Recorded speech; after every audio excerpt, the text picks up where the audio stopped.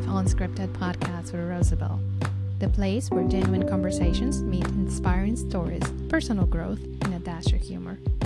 I'm Rosabel, your host, inviting you to embrace life's unpredictable journey. Celebrate your unique story and find joy in everyday moments. Get comfortable, stay curious, and let's explore together. Unscripted, unapologetic, and unstoppable. Hello, everybody. Welcome back to the Life Unscripted Podcast with Rosabel. I'm your host, Rosabel. And today we have a deeply moving and powerful conversation. My guest today, he has taken an unimaginable personal tragedy and he has turned it into a beacon of hope, understanding, and openness. His name is Jason Tuttle. He is the founder of Letters to Zachary, a profound community dedicated to exploring grief from a father's perspective.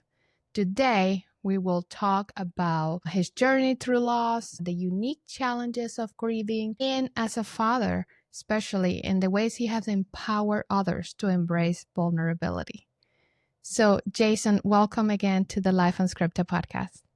Thank you so much for having me on. I do appreciate it. Thank you. I appreciate you too for being here and opening your heart to share these things that are never easy, no matter how many times you've done it. But thank you. So could you share a little bit more about yourself, your family, perhaps your journey as a father with children with special needs? I'm all ears. Okay, so I'm a father of two kids with, with a multitude of medical special needs. I've been married, I think this year's 21 years that we've been married. No, 22 years that we've been married. When my wife and I got married, we were a little older in the sense of we were more towards the end of our 20s versus our mid 20s when we got married. And when we did, my wife is like 3 years older than me. So when we got married, she was just like, well, once we get married, I'd like to have this many kids by this point. And I said, okay, I'm completely fine with that.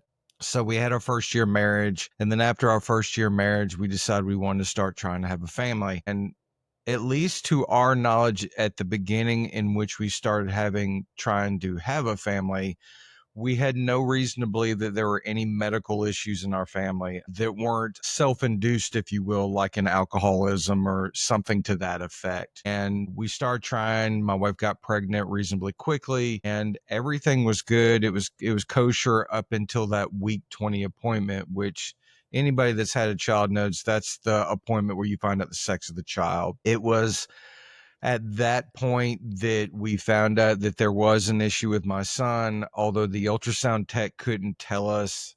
It was kind of a doctor-relayed issue. And from that point, we started seeing a perinatologist, which is basically a high-risk OBGYN that a woman would see all the way until giving birth. And it was at that point that they told us every worst-case scenario under the sun. You know, your son may be born with one kidney, which he actually was. Your son may be born with water on the brain, which is hydrocephalus, which unfortunately he was not. Your son may be born with areas of missing white matter in his brain, which he was. And they listed several others, just deep and tough medical issues. And so we went to the perinatologist until about week 38. Wife had a C-section at that point. And it wasn't until the day my son was born that they kind of dropped the bomb on us in a sense of, your son's been born with a rare condition called Eagle-Barrett syndrome. It's 1 in 40,000 births at that point when he was born. And he was in the NICU at the hospital there. And the very next day, they transferred him up to the local children's hospital. And it was from that point that, kind of the proverbial snowball started going down the hill. We found out that he was going to have neurological delays, which he did. We didn't know about the seizures at the time that he developed. He was also nonverbal. He could walk with assistance, but he was basically wheelchair bound. And so he had all of those conditions, and none of them are related to each other. They were all unto themselves. So it's not like one caused another. Fortunately or unfortunately, he was just born with all these things at the same time. Fast forward about 2 years, we have our daughter, and at least in the beginning, We think she's the normal child, if you will. And at about 6 months of life, some of the very same symptoms started coming up, meaning she was born with everything my son had except for the rare condition. So within the first probably 5 years of our marriage, we had two kids, both born with identical issues, and we had no genetic reason as to why. If anything, it was all random. And even to this day, we still don't know why they were born almost 2 years apart to the day and they had identical issues. And so that's kind of how we started life off in our family. And at least for the nature of what we're going to talk about, I realized later on in life that we were actually grieving at that point, even though we didn't know it, because we were grieving the life we thought we might have versus the life we got. And so that was just kind of the first 5 years. Wow. Thank you for sharing. And can you walk us through the events that inspired you to create Letters to Zachary? Let's talk about that. Okay, so of my two kids, my son was the more medically fragile. And what I mean by that was even though they had the same kind of conditions, it was his rare condition that was what kind of kept him in and out of the hospital. For the first 5 years of his life, or maybe even 6 years of his life, we were literally in a hospital ICU every 6 months because Wow. he was very susceptible to respiratory related illnesses. And when they happened, we ultimately, if I couldn't catch up to him fast enough at the house, because I had all the home respiratory related machinery at the house. So when I would hear him cough or that specific sound, I had kind of a medical protocol in my head I went through. And if I couldn't catch up with it or control it, I knew ultimately I was going to end up at the hospital. And ultimately, we would be admitted. And so he was definitely the one that was in and out of the hospital the most. So that was like the first 6 years of his life. And then soon thereafter, he had a pretty substantial midsection surgery, which really helped him out. And from that point, years, his hospital stays went from every 6 months to rarely. So that surgery really helped him out. And then, so my son had turned 15 because his birthday was in the beginning of December. And everything was good, everything was fine, and towards the end of January of that that next calendar year, so what had happened was both of my kids had come home. I do my normal routine. I get them both off the bus and kind of get them lounging in the house and fed and all that stuff that goes along with it. And that evening, my son ate like a horse, like he always does. And we put my daughter to bed. And usually what would happen would be is my wife and I would keep our son up so we could kind of have some one-on-one time with him in our bedroom, and we'd watch TV and goof off with him for about another hour. That evening, we did that. And then my wife went to go brush his teeth, and she went a little too far. And I thought she hit his like gag reflex, and he threw up. Didn't think much about it, and I looked at her and I said, well, maybe he had something in his system and you hit his gag reflex and it just came up. Didn't think much about it. Cleaned him up, put him in bed. And my son was always a great sleeper, and I mean from day one, he always slept well. So we put him to bed that evening, and at this time, I'm a stay-at-home parent. I'm the caregiver. I'm the one that does all the medical stuff and everything related to it. Well, that night, he's up and down literally all night, which is very unusual for him. So the next morning, I text his teacher because he's in school. He was in a self-contained special education classroom. And so what he had, I didn't know if it was contagious or not, so I didn't want to send him to school. So I texted his teacher. She said, great, see you tomorrow. Sent my daughter to school, and we got him up that next morning. And I said, buddy, I'm going to keep you home. You can sleep whenever you want. I know you're tired. It's okay. Well, he absolutely refused to go to sleep that day. And I kept saying, buddy, you're not missing anything. I'm just sitting on the couch. I'm on my laptop. Was he verbal? Was your son verbal? No, he wasn't. But like I would always talk to him like he was. Right. And like if I asked him yes or no questions, he could like make sounds like he wanted to say yes. So I always believe that he may not specifically understand, but he got the general gist of things when I would talk to him. And so that's why I would also do it in hopes that if he would hear the words enough that he may pick up on them. And so that was the big reason why I talked to him constantly. So he refused to go to sleep that day. He didn't really want to eat, didn't really want to drink that day, which didn't really surprise me. Now, if that had gone into a second day, I would have gone, something's not right. Because, there are some days I don't want to drink a whole lot for a day, but then the next day I make up for it. So he refused to go to sleep. And finally that evening, instead of keeping him up, I put him down the same time as his sister, and he immediately got quiet that night. So that's Thursday night going into Friday. Didn't think much about it. I just figured he was tired because he'd been up for like 40 hours at that point. And I just figured he was just exhausted. Next morning, which is Friday morning, I get my daughter up. I send her to school. I let the teacher know. I go, hey, he's still not feeling well. If anything, we've got the weekend. Hopefully he'll be recovered so he can come back on Monday. And I sent my daughter off to school, and about 9:30, which is when I would typically get them up on the weekends, I went into his room, which I'm in his room. You can see the Z behind me. I came into his room on the other side over there. And usually what would happen is when I'd open his door, he'd get really excited and clap his hands and, squeal and giggle and, get really animated when I would come in to get him up. Well, on this day, he was awake.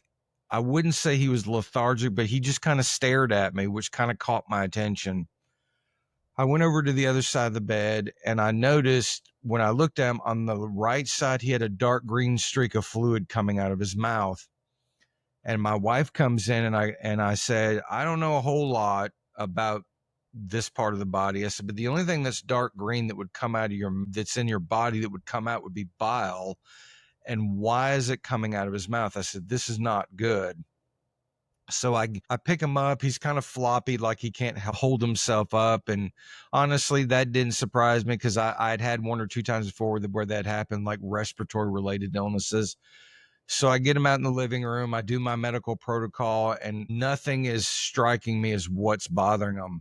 The only thing that I noticed is his midsection. And when I say rock hard, it was like cinder block wall rock hard. And because of his rare condition, he had a really pliable, kind of spongy stomach. And I looked at my wife. I said, something's really not right. I don't know what it is. And I paused for a minute, and then I finally just go, I'm going to get him dressed. I'm going to take him up to the children's hospital. I said, because I don't know what this is. And I said, something's really not right. So I get him in his chair. I get him in the van, and I do like 90 miles an hour up to the local children's hospital. I get in the parking deck, and I go to get his chair out, and then I go to get him out. And like, he's really floppy. Like, he really can't hold himself up. And this catches my attention. And in my head, I'm going, something's really wrong. I've got to get him into the ER. So I go up and get in the ER, and there's a queue there, and I skip the queue. And before I can get to the desk, the security guard comes over to me as if to say, you need to get in line. And I look at him and I go, he's not breathing. I need help immediately. And so then he snaps his finger. The nurse comes over to me, and she looks at me and says, follow me. And we run through the waiting room into the ER, into a trauma room as fast as we can get in there. So we get in there. I instinctively lift him up and put him on the table that's in there. And I back away and hope that they'll let me stay in there because he's nonverbal. And at least the state in which he's in at that point, he couldn't tell him anyways because he was kind of out of it. So they let me stay in there. I back off into another trauma room that's connected to it so I can move in there where they all come in. Like ants off an anthill, like 30 people come in there just out of nowhere. And they immediately cut his clothes off. Like, the one thing that struck me in the beginning was there's a gentleman on his left side down by his knee, took this like drill and like drilled something directly into his knee. And I mean like bone on bone. And yeah, that is what we call an IO. That's to establish direct IV because they cannot get an IV. Yes. Well, and I didn't know that at the time. And which I later asked, I said, why did you do that? And he said, well, when someone comes in and we don't really know what the condition is, this is directly to, just like you stated. Well, when they're actually doing it, my son doesn't even flinch. And my thought was, if he were aware of what was going on, he would come out of his skin, because that would had to have been incredibly painful with like no pain meds to deal with it. So they do that. They start to intubate him, put the tube down him to get air into his lungs, and they're looking over him. And almost immediately they start chest compressions. And I'm watching this, and I'm seeing it, but I'm not comprehending kind of the severity of what's going on in that moment. But I'm trying to absorb it so I can get all the information in, so I can, when they do ask me something, I can make a decision. So they start chest compressions, and the head ER doc comes over to me and goes, "How long down to the minute has he been this way?" And I tell her plus or minus about 2 minutes. She goes off and kind of barks orders at him. And then she comes back and she goes, "Explain to me the scenario as to why you felt the need to bring him up here." And I told her. And so she goes back over to the group and kind of barks orders at him. And she stays over there trying to help him. And they're doing chest compressions for probably about 10 minutes. And no more than they do that, I see him get the paddles out. And they put him on him. And just like a medical drama, I hear him yell, "Clear." And he raises off the table.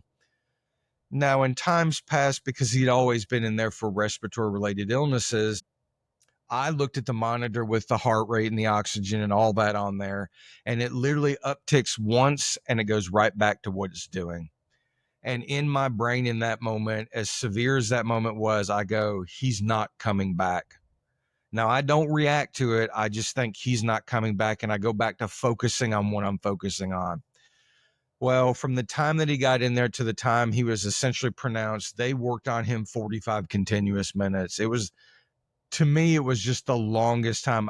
I knew they would try to save him, but I guess I didn't grasp how long they would try to save him. And so they're going through the process, and finally, after about the 5th time of shocking him, the head ER doc comes over to me and goes, "We can shock him again," but she said, "Unfortunately, I think the result's going to be the same at this point." And I said, "This is out of my medical wheelhouse of what I know for him. Do what you think is professionally necessary." And I think they did it again. I don't quite remember. So after that, she pronounces him. She comes over to me and goes, "I'm sorry, but unfortunately," I turn into the trauma room, and I literally have a moment for about 30 seconds. I mean, literally that short. I regain composure, I compartmentalize, and I immediately call my wife, because my wife at this point's working at home. She's thinking, I'm going to take him up to the hospital. We're going to get admitted. We're going to have our 7 to 10 day stay. We're going to come home, which was what we always did. And I had to tell her that her son was dead on a table. And I will never forget the sound she made. I will never forget the response she had. She regained her composure, and I said, "Message your boss, tell him what's going on, leave work, call your parents, have them drive you up here as soon as you can get up here." And so that's what she did. And I called my mother, who had watched my kids several times when they were younger. And I told her, and I'll never forget her response. Now, as a side note, about a week or two later, she pulls me to the side. She goes, "How soon after Zachary had passed away did you call me?" And I said, "Probably about 10 minutes. And she said, "You were eerily and almost stoically calm, and your son had just passed away." And I said, "Well, in that moment," I said, "I needed to be able to relay information to you guys. And if I were a blubbering idiot, if you will, I wouldn't have been able to tell you what was going on." So I said, I had to compartmentalize. As tough as it was, I had to do that to let y'all know what had just happened. So, after that, I had some time, because I was waiting on my wife and her parents to come up, and I talked to the care team and all that stuff. And as I'm sitting in there with my son, who just passed away, people always ask me, outside of him passing, what it's the bigger things that you remember? And I said, the first thing I remember is, I said, I had just held him an hour ago, and when I finally got a chance to touch him, I was shocked at how cold he was. It just blew my mind how fast he went from warm, having life, to cold, having no life.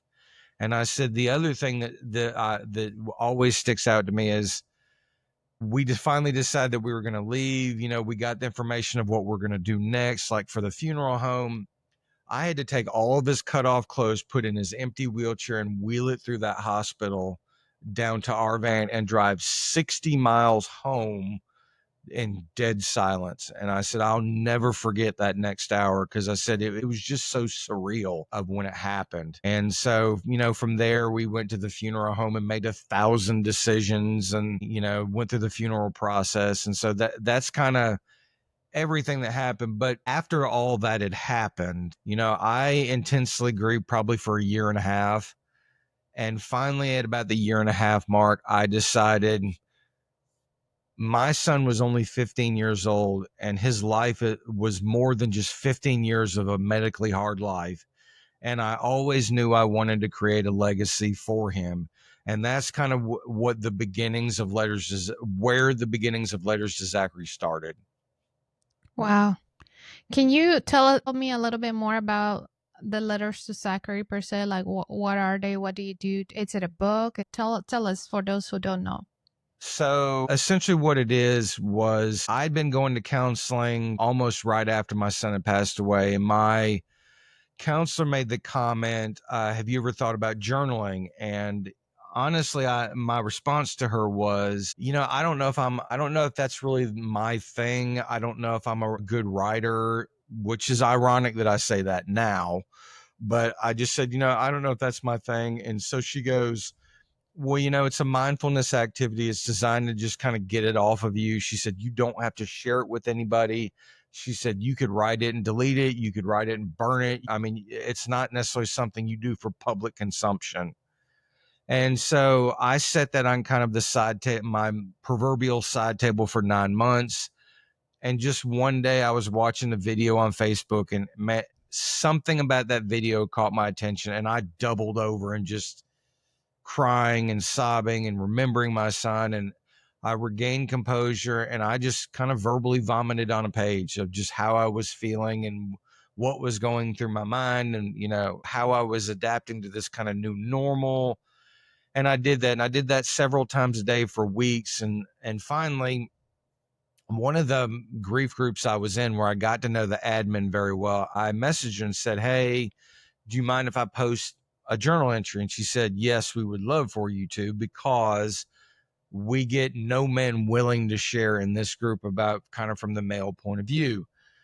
So I picked one of my letters and I copied and pasted. And right before I hit enter, I thought, am I mentally prepared to share this on the internet? Because even though it may be noble in some people's eyes, it's still the internet. And am I going to be able to handle negative criticism should I get it? And I thought about it for a minute. I thought, you know what? I'll do it anyways. I'll deal with it if it comes. And I didn't hear anything most of that day. And then that evening, I got this massively positive response.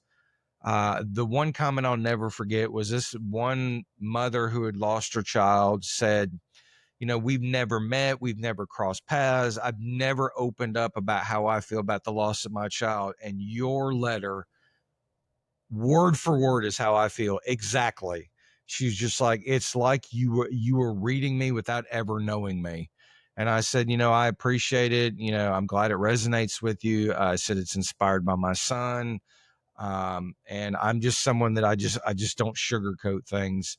And so that's kind of where it started, where it kind of evolved into a Facebook page where I shared them on there and kind of gained a following. And it moved into being on Instagram and TikTok, where I do short form videos. And now I have a professional website where I've got all that plus several other things.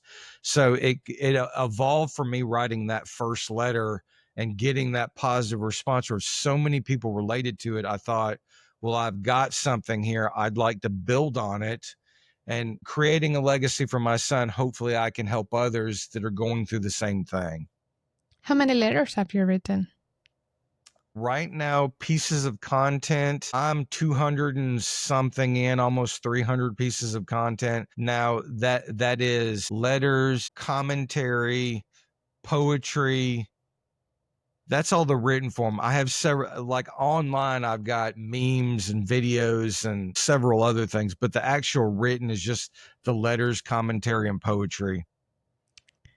If you don't mind me asking you, how long ago did your son pass?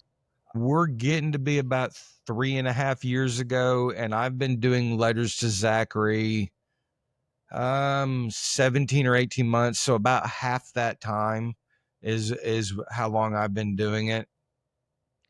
Yeah, so journaling, that's something I'm very, very familiar with. I've done journalism since I know how to write. It's healing. It helps get things out. Now, it's your community emphasizes in the male perspective of grief. Let's put it that way. Yes. Well, why was it so important for you to highlight this particular aspect of grieving? Well, it did initially, although it has evolved to everybody for those that may be interested in it. But the reason why it was male centered, at least right at the very start, was because right after everything happened, we all know that when there's groups on Facebook, especially as it relates to emotions and feelings, it's like 99% women in these groups. If there are men in there, they lurk in there. They read things, but they're not like active in there. And so in the beginning, all I was really looking for was maybe not people that dealt with the exact same thing I was dealing with. I just wanted to find men that were kind of in the same ballpark, if you will, or the same vicinity as me, so that we had things that we could kind of relate. And I couldn't find them. And it was honestly just frustrating that I could not find them. And a long time ago, I told myself, and instead of complaining about something, do something about it. So if there's not one out there for there, then create one. And this was after I got all the positive response. And because I got the positive response, that's what kind of nudged me forward to go, well, hey, I got something here. Let's see if I can do this. And again, initially it was all men, but then I got to thinking, I thought, well, I need to bring women in, because if the men aren't going to come in, the women that do, if they hear something that they like, it will get relayed back to the men in their lives. And Right. so whether I get it in the front door or the back door, I'm still getting in. Yes. What do you think are some misconceptions that perhaps society believe about how men grieve? One that we don't grieve, that we're stoic, and now granted, we are stoic at times and we do compartmentalize, because society tells me as a man that I have to be strong for the family. I've got to be the foundation. And if I am vulnerable, it needs to be, not publicly. It needs to be in person. It needs to be short, sweet, and to the point. And then almost like a work will give you 3 days bereavement. It's like work is saying, sure, we'll give you 3 days, but after that, it's back to work, which the reality of grief is it's lifelong. So it's not like after 3 days, I go, well, I'm done grieving. Let's go. No, that's not it. So you've got those misconceptions. Society tells men that it's okay for women to grieve, but not men. And honestly, most men want to be there for the females in their lives, so that if they want a sounding board, that we're there for them. I don't want people to get that misconstrued. I'm not saying that, but it definitely gives a lot more leeway to women to be emotional and grieve for those that need to be than it does for men. Then the other thing I tell a lot of women, and I always preface it with, please don't think that I am personally attacking women. I'm not. A lot of the things I say for both men and women is what I say them for. It just so happens because I'm a man, it's a little more directed at women. Right. And so like I tell women all the time, I said, you have to listen and not listen to respond. And I say, here's what I mean by that. If I'm coming to you and opening up to you, and you're waiting for that one moment that I take a breath, and you slip in and say how my emotions are affecting you, making you sad or whatever, and disregarding my emotions, whatever they are, you're subconsciously telling me that my emotions aren't as important as yours, is what you're telling me. And yes, men are simple and we like to be simple, but we don't forget things like that. The other thing I'll say that I tell women all the time is more and more in today's world, I keep hearing women online, in person, wherever I hear it from, is they want a man willing to open up. Okay, great. But when we open up to you, if you come back and make comments to the effect of, are you really upset about that? I can't believe that's bothering you. Some of those style comments, I said, you're subconsciously going, well, that's not important. Why are you bringing it to me? So you can't tell me that you want me to be open and be emotional around you, but then come back around and say, well, that's not important. Or like I heard something the other day with the younger generation. Well, we want sensitive men, but the moment that they open up, you ridicule them about being sensitive and being open up, or you make comments about their masculinity or their manhood or something to that effect. So you can't play both sides of the fence on that. Absolutely. I hear you on that. And then the other thing it occurred to me too is I wonder if, well, it's perhaps it's clear men do grieve differently and women do grieve differently. So it's perhaps a learning curve of how we can support each other. And then there is also another something called survivor's guilt. You're probably familiar with that. And that is often a overlooked aspect of grief. So how have you navigated through these feelings? Well, I dealt with a lot of survivor's guilt because outside of just my son being my son, I was the 24/7, 365 days a year care for him. There were several occasions throughout his life, some of my actions saved his life. So for me, on this last occasion, to do everything I knew possible and still not save his life, it was a lot to swallow for me. You know, for men, when it comes to emotions, traditionally the first emotion that we all deal with as men is anger. That's number one. So there was a lot of anger for me in the beginning because of me not being able to do what I needed to do to save him like I always had. Now, when I say anger, was it directed at anybody? No, it was a lot of internal anger that I had because for the longest while, I felt like the one job I was here to do for him during his most difficult moment, I failed at it. And so, you know, that was really hard for me. And you know, I got through it with writing the letters to Zachary. I got through it with doing, you know, posting TikTok videos, as crazy as that sounds, just to kind of get it off of me. And at that time, I was still going to counseling. So I was going to counseling, just being able to verbally vomit to her. And so I had several outlets to get it out, but it still took me a long while to kind of get over that part of it. I can understand that in many, many, many ways. I don't know how much you know about, and again, I'm not trying to not dismiss. My point here is when you're talking about this, I am feeling emotional in a sense. It's very, yeah, it's emotionally, and I'm sorry that for your loss for one, and I'm sorry that you had to go through this, but you know, life happens in unimaginable ways. And what I want to talk about also is what are some ways that you could say that your platform already has helped empower not only men, but even women to better understand and support each other grieving in their own lives? Well, for the male aspect of it, men are funny creatures, and I know because I've been one all my life.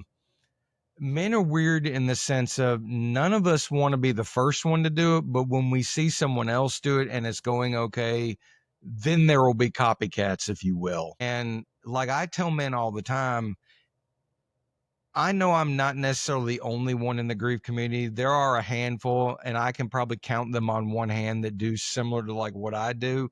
But like I tell men all the time, if I need to be the guinea pig that you see to show you that being vulnerable and opening up is not going to be detrimental to you, then come on, bring it on. Because I've always been very open. I've always been almost blunt. I mean, I'm not going to sugarcoat it. You know, if I have days where I feel like grief just is sucking the life out of me, I'm going to tell people. I had one the other day on my page and I just said, look, I'm tapped out today. I have no advice to give you. I have nothing positive to give you. Maybe tomorrow. And I left it at that. And I had a lot of people, react very positively and go, we understand it ebbs and flows and that kind of thing. So, I'm here to be the example, at least a example for them to see it's okay to open up, that another man is doing it. I'm not getting ridiculed about it. Nobody's downplaying it, that kind of stuff. From the female perspective, again, like I said before, I'm not trying to attack the gender, but I'm trying to tastefully educate them to understand kind of how the male brain works. Because in the easiest sense, you know, we want to open up, but there's so many kind of outside variables that we have to navigate that it makes it difficult to open up. And at the end of the day, men are about one thing in particular. It's respect. Whatever respect means, that's what we're about. And it varies from man to man. And then a lot of men, the reason why they don't want to open up is because they want to save face, if you will, and not be ridiculed about the fact that they're doing what I've told many of them several times. I said, this is a God-given emotion. This is an emotion every human on this planet has. You have just as much right to open up and state it wherever you want as anybody else does. And the last thing I would say, especially to men, is men are the one gender that never want to be told what to do, but they let everybody and their brother tell them what to do as it relates to them opening up about their emotions.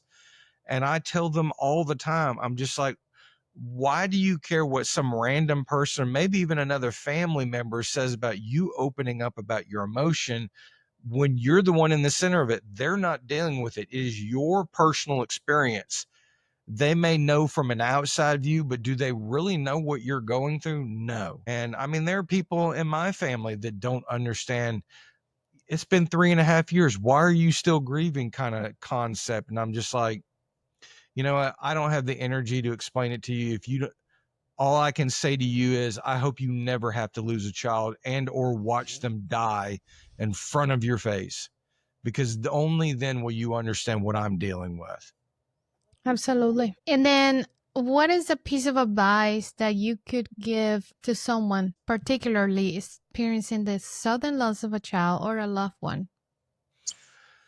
Me, in my blunt fashion, my first response is typically always, grief sucks. I mean, there's just no way around it. It is the Look, I don't want to make levels of grief in which one is worse than the other. But what I will say is all grief is tough. But I typically will tell people, when you lose a child, I'm not saying it's worse than, it just hits differently. And I will tell them, yes, grief sucks. And don't think that the way you're grieving, that there's anything wrong with it. Because I can guarantee you, whatever you tell me that you're doing as it relates to you grieving, either I can name 5 other people that have expressed the very same emotion or response, or, wanting to lay in bed all day or not dealing with the public, or, whatever it is. And don't think you're grieving too long.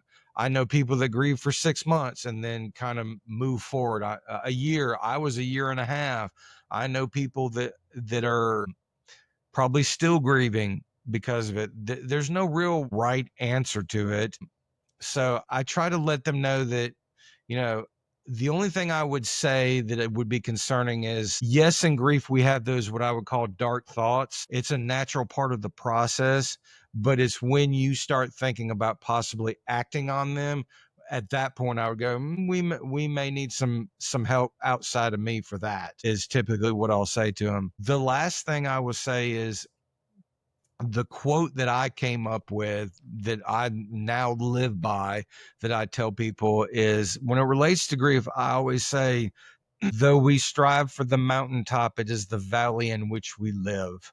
And what I mean by that is, we all want to have the happy times where we're at the top of the mountain and we're seeing the majestic views and everything's great and wonderful.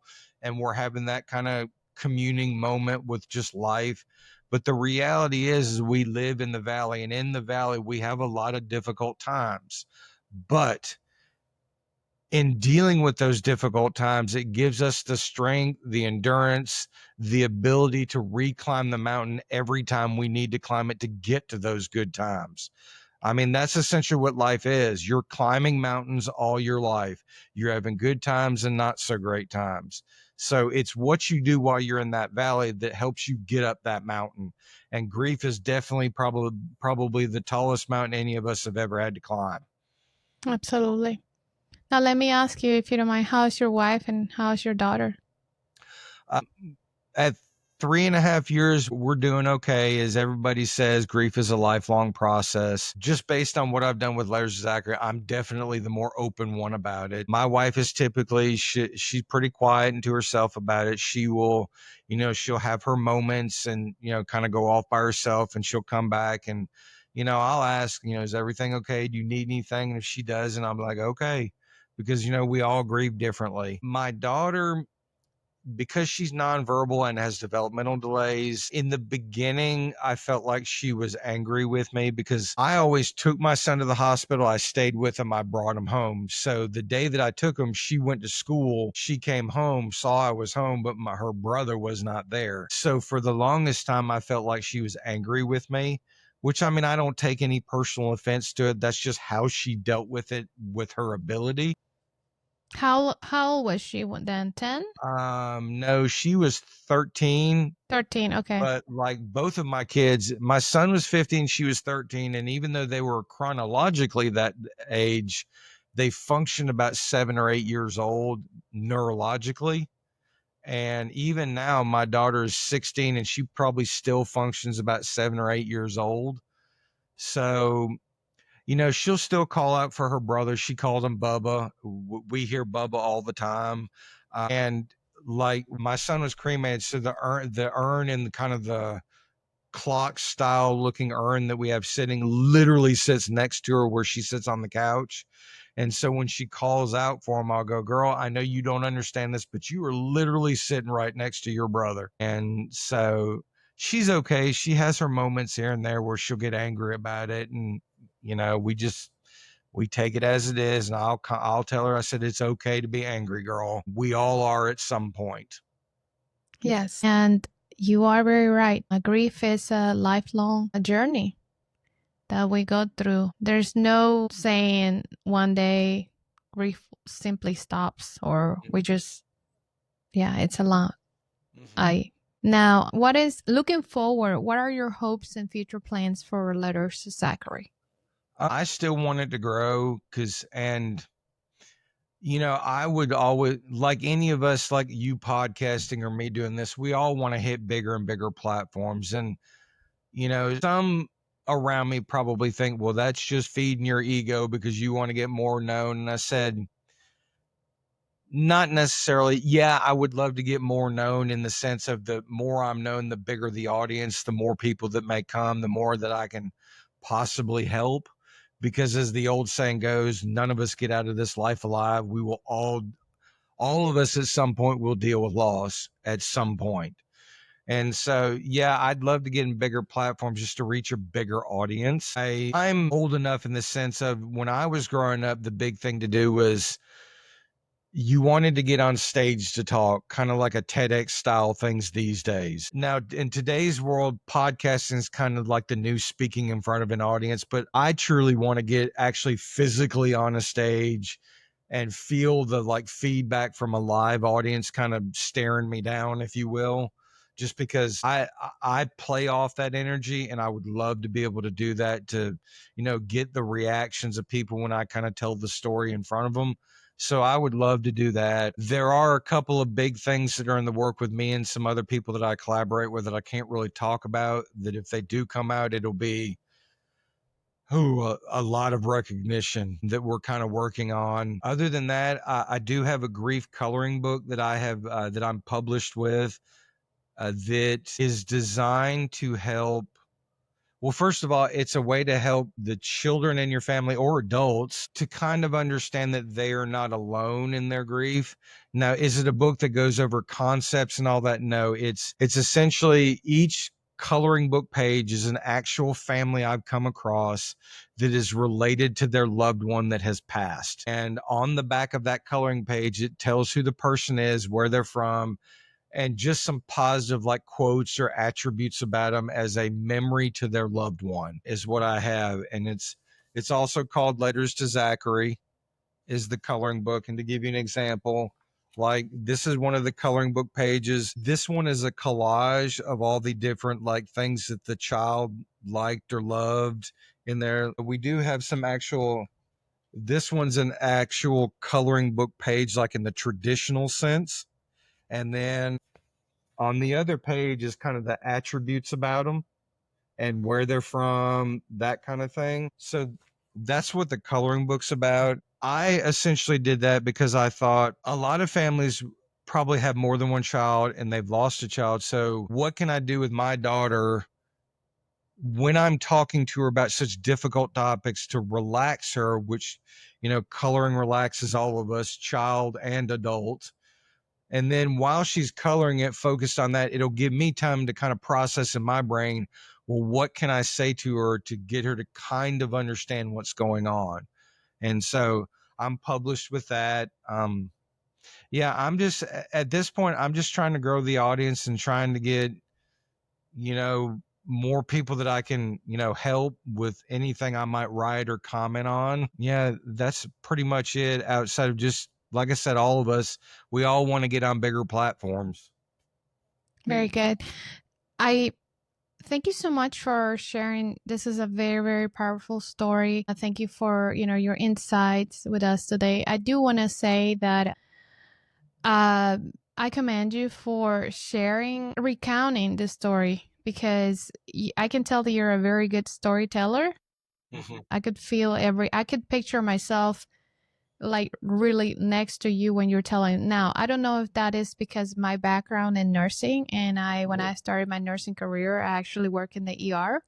Mm-hmm. So you can only imagine the many flashbacks of those moments when unfortunately, I had to be there and I was actually the one who was doing that CPR and have many countless and and the family members next to and so on, and also my own personal story of losing my mother at age 17. Now, with that being said, though, interestingly, I have not been able to bring myself enough to recount the story, kind of like in a way that you counted, like with very vivid moments.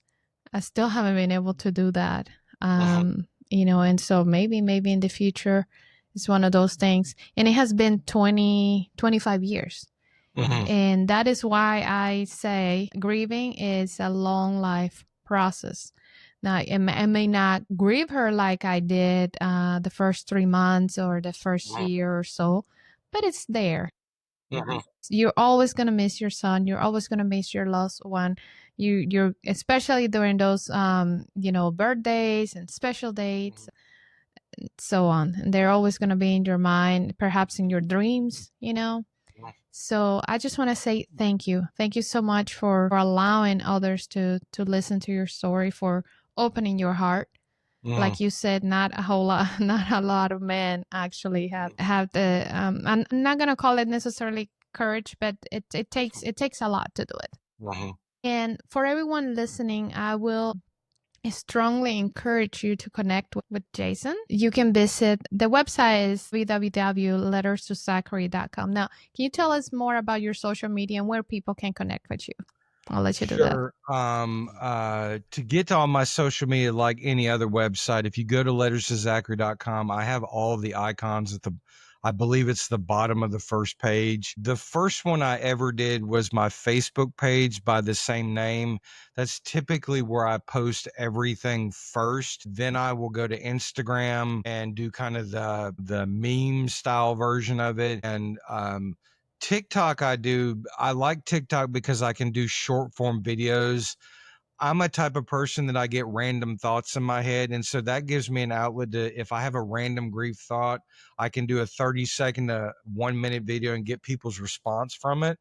And so that's usually what I do on TikTok. But as the website goes, you can find out a little bit more about me. I've got, my most recent media appearances listed on there. Like the fourth section down, I literally have every post that I made for the entire first full year of Grieve as it was written on there. I think it's like 78 or 79 entries on there for those that might want to read those that are interested. And then last but not least, for those that were possibly interested in the coloring book, it's on my webpage. I believe it's the third section down. There is a button right beside it. It'll take you directly to the Amazon page for those that are interested in that for the coloring book. But yeah, my website's probably instead of going here, and here, my website's probably the easiest just to find everything. Yeah, that's the easiest way. That's exactly with mine.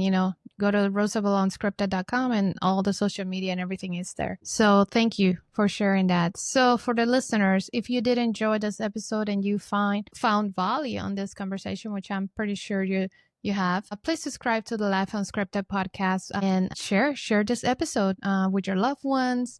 Follow Jason on social media, follow us, and let's continue to explore life powerful moments unscripted together. So until next time, stay inspired and continue to live your life unscripted. Thank you, Jason. Thank you.